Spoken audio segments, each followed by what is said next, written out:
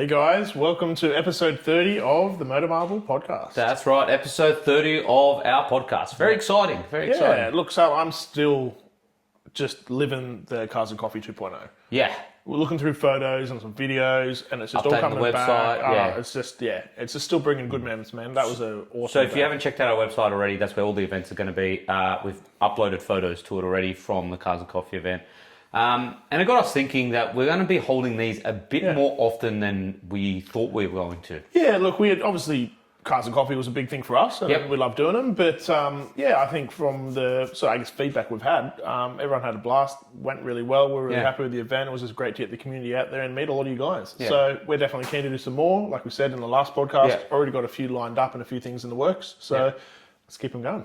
Some really exciting Pride and Joy episodes lined up. So there's a lot of content coming out besides just car reviews. Oh, 100%. And that's what we love as well, right? Yeah. The car reviews, awesome. Yeah. It's good to see about some cars. But what I also love is just speaking to the community. Yeah, 100%. Seeing the community's cars, learning about some of these amazing vehicles that people have prided themselves in doing, building, being involved in.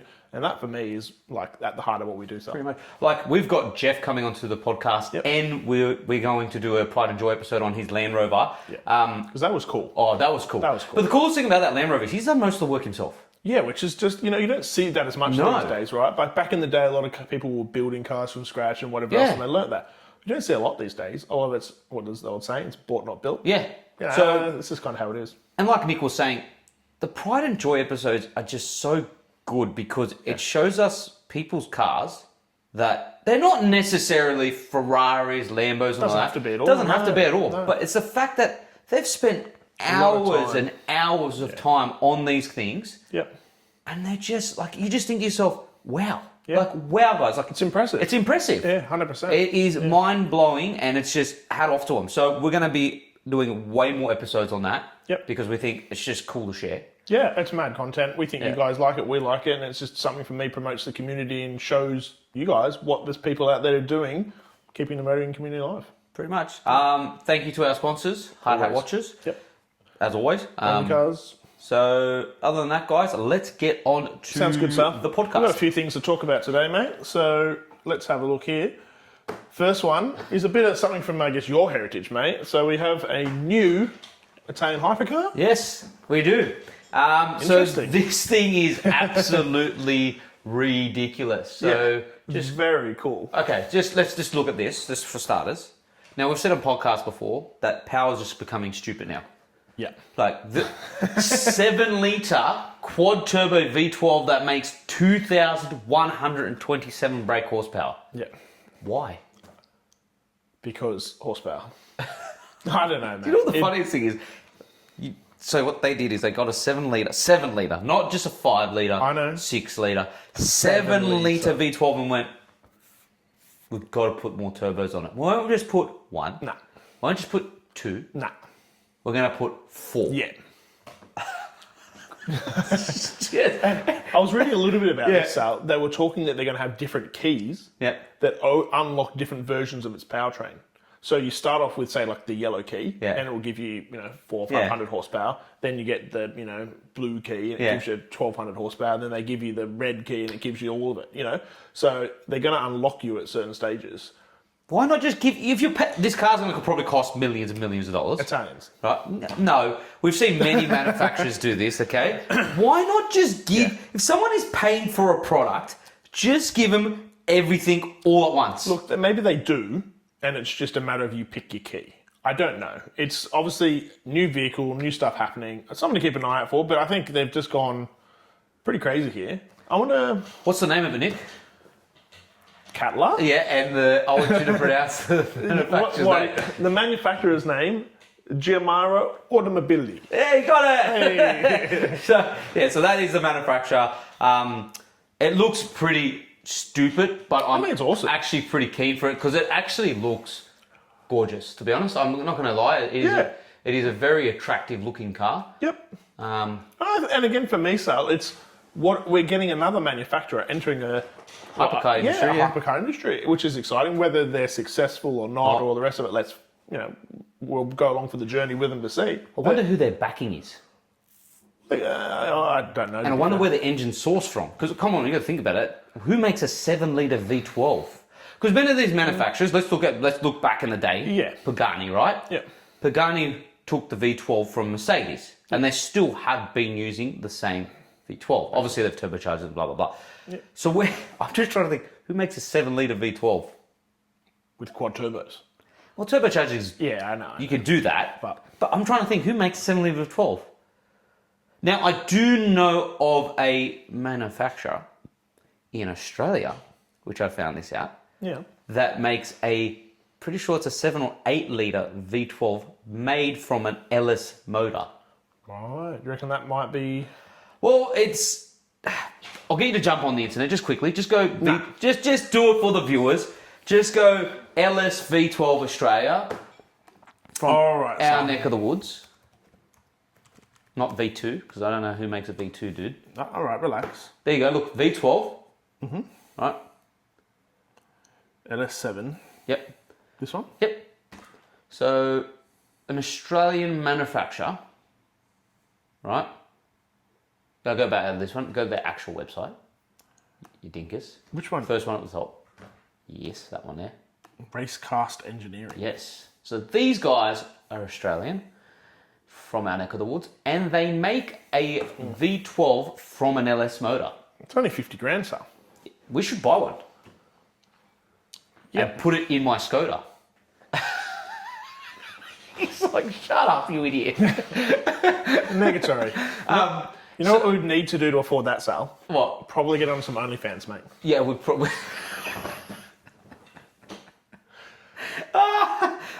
It's probably the way to go. It's probably the way to go these days. Yeah, I think we might. Even though I totally disagree with it. No, mate, you can just like stroke the front of the end. So you're making a car orientated? Yeah, car orientated OnlyFans. We can do sexual things with cars, Sal. What do you guys reckon? Put it down in the comments. Should we start an OnlyFans with cars? Right. What do you reckon? You know what? I wouldn't be surprised if some sort of kinky person out there or messed up person would love that shit. Mate, we might be onto something. We might be onto something. We're probably doing the wrong thing right now. Then we can buy one of these. We're probably making the wrong content. I think so. This is fucking alright. We've completely sidetracked. Just a tiny bit. But back to this. Oh no, that's the next. Whoa. Went too far. I showed you too much. Alright. So that's the interior of it. Looks pretty gorgeous. Yeah. I'm actually all for this in every single way. Look, it looks like they've spent a lot of money. It does. You know, the only thing I'm a little worried about is it's Italian. What's wrong with Italian stuff? They tend to just be done on a Friday afternoon. Oh, shut up. No, they don't. No, everything good comes out of Italy. Okay. All right, let's name it. Food, cars, clothing. I can't say our football team anymore, unfortunately. No, you guys suck. No, we suck. I can't say football.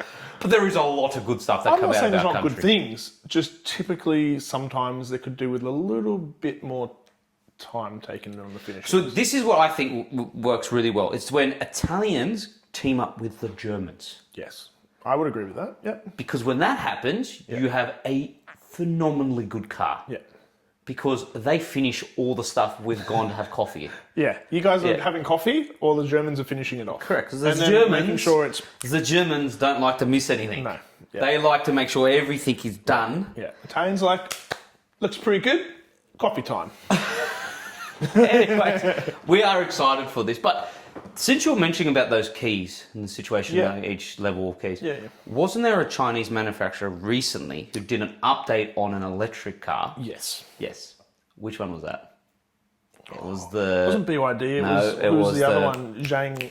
The mobile phone company. Yeah. The Yang Wang U7 or whatever it is. No, find it. You can't not. It's the Xiaomi? No, it's the Huawei car, isn't it? Go find it quickly. How am I finding it? Just go Chinese electric supercar or sports car. Or it's probably more like a hypercar, isn't it? Or is it a super? Supercar. Not the GWM, not the BYD bloody Yang Wang. That's the Yang Wang the one that can jump. Go sedan. We're like off topic now completely, guys. I'm so apologetic here. Just go sedan. It's a sedan, electric super sedan. Okay. I don't think it is, Sal. Yeah, smartphone's brand, there it is. Which one? That one there. GoDrive.com. SU7, that's the one. That's the one. Let's open that up. Let's talk about that. Because that's the one there. Go for there. Yeah, it's the Xiaomi. That's why I said to you, you idiot. Yeah. So, funny thing about that car, which we can close the window because we don't even need it now because we just showed you the car. Yep. They had a massive backlash on that because they did an over-the-air update and it literally cut the power down. Yeah, well, I think they did it because they wanted you need to do something to unlock more power. That's the problem with electric cars. Can't do that with a petrol car. It is a problem. It is a problem. Oh, you have too much power. Yeah. That sucks balls. I guess they could probably do it still with a petrol car. Yeah, over the air. You could probably cut some cylinders, change some maps, do some stuff. What if it's not connected to the internet? Yeah, but they all are. Oh, not all. All the new ones are. Yeah, that's why you just don't buy a new V12 or V10 or V8 or blah, blah, blah. Okay. Just don't buy a new car. Is what you're saying. Anyway, I wanted to touch base on that because I remember reading about that and that was horrendous. Can we move on to the next topic? Let's move on to the next one because the next one is very exciting. All right, guys, so this is very exciting. Yeah. So amidst where we are in the industry at the moment and engines are downsizing because of emissions, Lotus have put themselves in a predicament which is actually a good thing because... Well, maybe they didn't realise at the time. I mean... It was a bit of an old engine. Yeah, I've been a little bit a part of the Lotus community for a little bit here, so I know a bit about it. But yeah, look, that V6 supercharged came out of a Toyota, been in there for a long time. It's an old engine, all the rest of it. A few people, reliable. Yeah, look, but a few people initially, when it was put in the new Emira, were like, why? Yeah. Which is why they then did the second round, which then had the option of the AMG 4-cylinder twin turbo. The only problem I had was there had to be a dual clutch, couldn't be a manual. Correct. That was the only problem I had. I love that engine. And honestly, I think that's why they left the initial version with the V6, was so they could keep a manual. Yes. And then I think they were like, okay, right, so we'll have the two options. We'll have the V6 with the manual, and we'll have the dual clutch AMG engine, right? They've now run into some problems with what looks like the V6 supercharged hitting the emissions. I'm presuming because it's an old engine, there's probably only so much you can do with it to even change it to meet emissions, right? And so now they're looking at, because they're trying to hit the US as one of the big markets for this car, they're looking at putting a V8 in it. What a good scenario that is. I mean, it's like, all right, we're at the board meeting, can't make the V6 anymore. What's the solution? V8. That is the best. It seems a little counter, because you'd think surely a V8 is better on emissions than the V6 supercharged. But I'm presuming it's just because the V6 supercharged is such an old engine that it really just is probably poor on emissions and they can't do much about it. Is the V8 going to be turbocharged or hybrid? Well, I don't think you could NA-V8 that thing. I don't think you're going to get enough power out of it. Really? You don't think you could high rev the crap out of a V8? You're going to need a pretty heavy boy in what you're trying to keep a lightweight car. You go flat plane crank like a Ferrari. Yeah. Where are they going to pull this engine from? And still keep costs down. They could talk to good old mates from Ferrari. Why not? Because they're like a competitor. There's no way. Ferrari, that's one thing Ferrari do not do. They're not going to get that. Look, I think it's actually difficult for them to find something. 6.4 litre Hemi V8. Do you think you're going to fit it in that thing? I think that's going to be a problem, trying to fit something in. I think where the V8 would probably come from, and most probably come from, is BMW. Seriously. In all seriousness. What about a Toyota V8? Oh, yeah, good point. You could use a Lexus. They could use the Lexus V8. You're right. They could. They could definitely, most probably, use a Lexus V8. That actually wouldn't be bad. Wouldn't be bad. But if you haven't seen, a lot of car manufacturers are actually using BMW V8 twin turbos. Yep. Right? So this thing would be a rocket ship if it had that. If it has a V8 twin turbo, it's going to be a very scary car because it's a short wheelbase. Yeah. But I'm trying to think, where will they get a V8 from? Because they have to source a V8 from somewhere. It has to be turbocharged because it has to meet emissions, or it has to be a hybrid. And I don't think any manufacturer does a naturally aspirated hybrid. They don't. No, I don't think so. Look, I think it's... So I think it's exciting. Yeah, I like it because I actually really like the new Emira. I think it's a gorgeous car. I think it's a great looking car. Yeah. I think it's priced probably a little bit expensive, but it's not too far out of reach. Yeah. But for me, one of the biggest things has always been is I haven't been hugely attracted to either of the power plants in it. No, because you've experienced the V6. Yeah, I haven't really wanted to jump into the V6 because it's, to be fair, an underpowered engine. Yep. It's an underpowered engine, and this Emira also weighs more than the Exige did. So it's a slower car than the Exige. Yep. And then the idea of getting one with the AMG engine, which you've already had. I think that would be a cool car, but I don't know if that again is hitting as much of a enthusiast. The enthusiast vibe. If it was manual, it would be a different story. Correct. I think it'd be more. Yeah. But you're still looking at a 2-litre turbo. Yeah, I don't know. It's not quite ticking the full enthusiast part for me. This might. If they put something in here that has a rocket engine in this car, it could be fantastic. I'm quite excited. I am with Nick. I'm very excited to see what they do with this because I want to know where the V8's coming from, number one. Yep. But yeah, let's just wait and see what the verdict is. But let's move on to the next topic. Sounds good, Sal. All right, so Nick sent me this, which is quite... Man, I don't know if that's AI generated. That can't be real. I think it's AI or something. I looked at this and I just thought it was a laugh. A $3,000 transport $3,000 transport robot dog. Yeah. Just hit the mark. Why?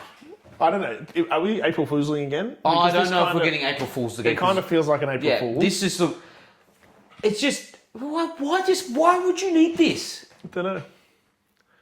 Anyways, we thought we'd put this on here just for a laugh because it's apparently a thing. A robot dog. I don't understand, but let's just move on to the next. But that was just... Okay, so this is pretty cool. Yeah. God rest his soul. One of the guys, like, I personally believe the biggest icon in the community. One of the biggest. For our age group? Yeah, our age group, our generation, Yeah. was Paul Walker. Yeah. And look, he loved his cars. We all know that. And his collection, Yeah, run us through, because it's some cool cars. So this is his collection, right? So $7 million car collection. Yep. Now, I want to see if any of you guys understand. Okay, we all know what that is up the top there. I don't even need to say what that is. Yep. Okay, we all know, or most of us know what that is. Yep. Right? Then we've got the Saline. Yeah. Does anyone remember that? That thing was absolutely ridiculous. Wicked car. Yeah. Top car, I'll be blatantly honest with all of you guys. I'm lost for words. I don't know what that is. Yeah. I was thinking, because I don't know either, so. It's something from America. But I don't know what. If you know in the comments, please let us know. Yeah, let us know. I don't know what that is at the top there. Ford GT. Yep. Beautiful car. M3. Absolutely stunning. BMW E30 M3. One of my favourite BMWs ever to be made. Probably one of the peak. I'll tell you a funny story about that. Sure. So when I turned 7 or 18, I went to go buy a BMW because I wanted a BMW. Yep. Right? I said, Dad, I want a BMW and I want an E30 M3. Because back then, when I was 18, they were only 20 grand Australian. Yep. No one wanted them. Funny, isn't it? Low Ks, no one wanted them. Yeah. Dad was like, why do you want to buy this pile of junk? It's going to break down on you. It's not worth it. Yep. Now guess the price tag minimum in Australia for one of those. Yeah. It's got to be over $100,000. Yeah. Just like... Look, but we could say that about a lot of cars. A lot of cars we've owned or could have bought or should have, and I'm sure we're not the only ones. No. But nonetheless, it is a beautiful car. Yep. Then you have a BMW 8 Series. Yep. A Mustang Boss 302 Mark. Oh, fuck. I'm going blank in my head. I have no idea. I know which one that is. I'm not going to say because I don't want to get it wrong, but I know exactly. Mark 5? No. I don't want to get it wrong, but I do know which Mustang it is. I just can't on the top of my head. Ferrari Testarossa, absolutely gorgeous. 350? 370. 370 Nismo. Yep. 32 Challenger 360. Now, that 360, if any of you guys have ever heard one of those, it's probably the loudest road-going Ferrari you'll ever hear in your life. They've always been insane. That thing has one of the most loudest exhausts I've ever heard, and it is gorgeous. Yeah. So that's that. Another Mustang, Supra. Yep. an E36 M3. Now, funny thing about that E36 M3, he actually had 3 of those. Oh, the same one? Same one. Wow. So he was a big M3 fan, He was a big BMW fan. He's had a Another couple. Beamer. Yeah. Eleanor. Yeah. Ooh. 911 turbo. That is a turbo. Yes. Beautiful. That is a turbo. That's no, it's not the Bad Boys turbo. Yes, it is. That is the Bad Boy turbo. I was going to say, is it? Pretty sure it is the Bad Boys turbo. Looks like. If it is, it's worth a shit ton of money. I'm not going to. I feel like that's the one just before the Bad Boys, but maybe I'm wrong. One of the most unreliable Porsches ever built. But nonetheless, still cool. Yep. Ferrari F355, one of your favourites. Ferraris, yep. One of Nick's favourite cars, GT3 RS. What's the top one? BMW something? That's the original M1. M1? Yeah. Interesting. Cool. I don't think I've ever seen that. So that's the original. So guys, that's Paul Walker's collection. We miss him, and he's a big reason why we love cars. You know what I want to say? What would you guys pick out of there? One of those. Actually, that's a good point. Which car Let would us you know. pick? Yeah, if you had to pick one out of Paul Walker's collection, tell us. Yeah, seriously, that's a good point. Out of that whole collection, which car would you choose? Yeah. What would you choose? Oh, God. I don't know. I'd probably pick the black Porsche. Yeah? Yeah, we're definitely one of them. See, this is the same thing dilemma I was having at the Cars and Coffee event. Porsches are just... Is when I was interviewed by Sydney car girl, Natasha, and she asked me, out of the cars that we had in the showroom, right, which we had a ridiculously overpowered Huracan. Yep. Huracan Evo. Yep. A GT3 RS. Yep. And a Ferrari 812 Superfast. Yep. Now, the dilemma is, I wouldn't choose any of the Lambos. Now, hate me if you hate me, they don't do anything for me, Lamborghinis. I don't hate them, I just feel like Lamborghini lost their way after the Murcielago. Personally, that's what I think. I don't hate them, by any means. Still think they're cool. They're just not your preference. They're just not my preference anymore. Fair. Now, the day when it does come, and I approach a Porsche dealership, because inevitably that's where I will definitely go. Yep. If for God knows what reason there is a Ferrari dealership next door, I'm sorry. I can't. Like, when I had that, if you sat me in front of that 911 GT3 RS, right, and the 812 Superfast, and they had both in front of me, and you said choose, I'd buy that. I'll just go 812. Okay. For me, it's an easy choice. Ferrari is just Porsche. But there's nothing that beats the noise of a Ferrari. You cannot comprehend the noise. Like, it's something But Porsche. I know you just Porsche, but a Ferrari note is a Ferrari note. You know what you know. When you hear a Ferrari, it is a Ferrari. Nothing else sounds like a Ferrari. It's like the voice of God. But Porsche. Yeah. So going back to that list, I'd most probably pick the 360 Challenger. All right, fair. All right. It's not a bad choice, though. Okay, so I put this up because I love builds. Yeah, you are a fan. Yeah. We're going to be doing this on the podcast a lot more. So I'm going to surf the internet and find builds that I think are pretty cool.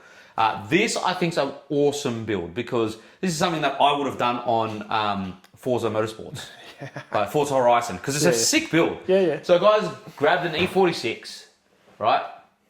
Decided to go, you know what? I don't want the straight six in it. Let me go get the E60 M5's V10, which, let's be honest, is one of the best engines ever built. That's the good one, isn't it? That's the V10. Because I was going to say, there's one that was full of problems. Yeah, that's the V10. That one. But if you fix the pistons, that's the same one. If you fix the pistons, all right, and did all that, it is a phenomenally beautiful motor. They sound amazing and they rev off their tits and stuff. I know that. Can you just think about back in that era, right? Back in that era of time, Mercedes did the V8. Yeah. Audi had when the RS4 at the they still were using turbocharging back then and smaller engines. They didn't do V8 yet. They didn't do naturally aspirated yet. So Audi had smaller engines turbocharging. Mercedes had the AMG and they had the V8. Yep. BMW went all out and put technically a Formula One engine in a sedan. Yeah. I love that motor. They're mad. It is. It's a sick motor. So he's done that. It looks gorgeous. That is cool. It is a gorgeous looking car. So besides the engine, what he's done and he's obviously done some like little things on the exterior. Little bits and pieces. Quite subtle, but nice. But I like what he's done with the interior. So the interior is still exactly the same. You got everything but he's got the latest. I was going to say it's the new seats, isn't it? It's not the latest seats. It's from the F80 series. I was going to say it looks like F80 the F80 seats. So the F80 seats. So it's really tastefully done, and I really do commend people when they do this with cars, when they build cars. And like we said at the beginning of the episode, we're going to try to get more cars like this on Pride and Joys because it is cool. Without a doubt, it's mad. Agreed. But let's move on to the next. Nick wanted to talk about this, which is, I agree with you. So Nick, you lead this. I think it's awesome. So, I mean, I think Toyota has been doing this with a bunch of their models, obviously. Yep. But they're also having some really great success. Yep, because with the GR range. Yeah, because they've been doing more and more GRs. And I think what we like about them is they are crossing over between that, daily driver, but they're making them sporty and cool and a bit more enticing, I guess, to the enthusiast. And so far, I think they've done a killer range. Like, the Yaris has been fantastic. The Corolla's been doing really well too. I just think Toyota is hitting the marks with these sort of cars. Oh, no, 100%. Looking at this, I'm like, that is a cool-looking car. And to be fair, it's a RAV4. RAV4s, as we know, are boring. Right. I don't think I've ever wanted to buy a RAV4. No. Okay? But I look at this, and I'm like, that's cool. Look at it. The GR seats. To be fair, Nick is making a very, very valid point, because this is now hitting a market where people would go, so families, dads, would go, I need to buy the missus a car. Yep. Right? And then I want to buy something reliable, but I don't want a RAV4. But I love Toyota, but I don't want a RAV4 because it's boring, because I'm going to drive it. Yep. This opens them up to going, you know what? It's something a little sportier. It's a little I might cool. buy it. Yeah, it's a little fun. Yeah. When you jump in it on the weekends and you want to zoom around and do stuff. You don't feel like it's a crappy old RAV4. Not that the RAV4s were crap. They served the purpose, and that's all they did. Yeah, and it never really appealed to me. But when I saw this come across, I was like, Sal, I'd actually own this. It's a cool looking four-wheel drive. Honestly, you know what it looks like? To be fair, between you and me, Nick, and you guys, it looks like a miniature Prado. Yeah. Right, it really does. Like that back end, the shape, it looks like a baby Prado. Like it literally does, but a sportier version. I really love the front end. I love the aggressive shape to it. I love the headlights. It really does look nice. 2.5 litre, all-wheel drive with dual electric motors. It's cool. It is. Can't say anything bad about that. Yeah, I think it's great. That's it, Sal. We're at the end, mate. Oh, we're at the end. We are at the end. That is it. That's it. Oh. Yeah. So. Well, that's it, guys, for today's podcast. But yeah, so like we said at the beginning, the podcast is going to have a bit of a shift at the moment. Less of just news all the time. Yeah, we're gonna start, looking at more builds and other things that are going in. I suppose a little bit more community-related stuff as well, right? We get that there's a lot happening in the news. We get there's a lot interesting, but also sometimes there's a little bit of same. Yeah. And so we want to bring you guys a little bit more community-related stuff that is about the builds and the different cars and some pride and joy stuff and whatnot, as well as with the news and what's going on in the local community, as well as what's happening with Motor Marvel. Correct.